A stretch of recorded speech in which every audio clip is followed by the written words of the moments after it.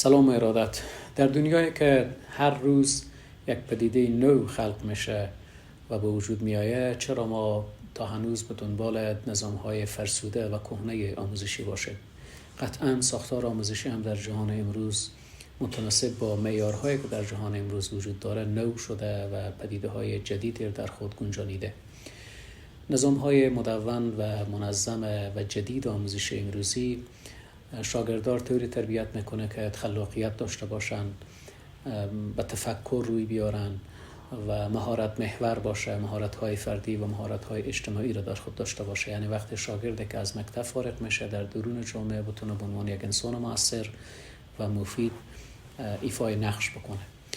ما در مکتب میثاق نظام آموزشی و روند آموزشی طوری طراحی کردیم و برنامه‌ریزی کردیم که شاگردان ما و دانش آموزان ما در این مکتب با همین معیارهایی که خدمت شما عرض کردم تربیت میشن و تقدیم جامعه میشن.